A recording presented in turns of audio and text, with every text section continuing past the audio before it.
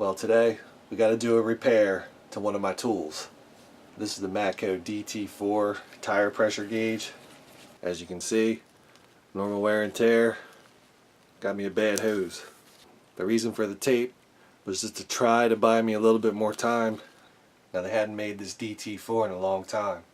They did make a DT4A, which has the upgraded stainless braided whatever hose. I'm not about to spend $130 on a whole new thing just to get a new hose. So we're going to try this one.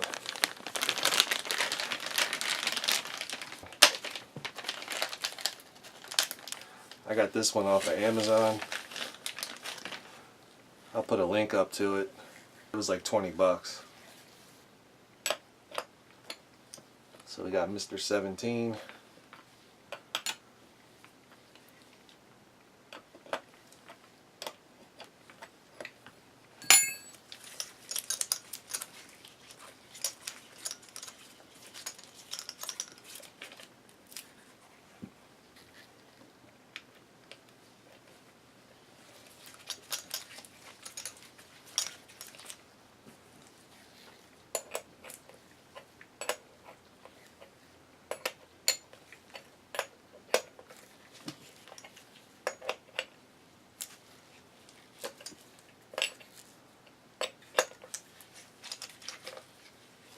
Even got this little thing on here. Maybe with the inflator hanging like this, it puts a lot of stress right there, which is exactly, where this hose broke.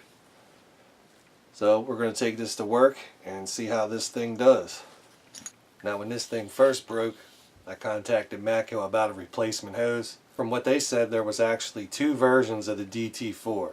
Now, one version has the hose and the chuck as one piece. You would actually have to get another hose and another chuck to make it all work.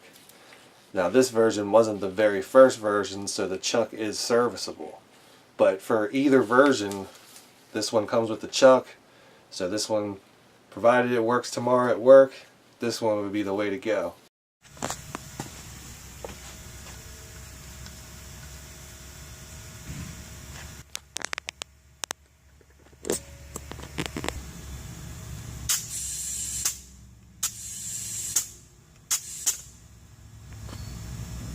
So why all the hubbub about tire pressure being accurate and all that shit? Why do I need a fancy digital gauge?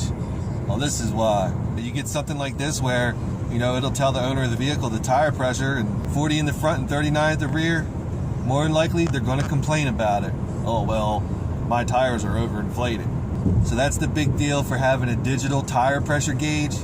We don't really need it for what we're doing here. So far, never really discussed tire pressure monitoring. On my channel, my Trailblazer doesn't have it, my pickup doesn't have it, my wife's truck does have it, but I've never really had to touch down on it except for this upcoming piece, and my wife's Tahoe having some tire pressure monitoring issues.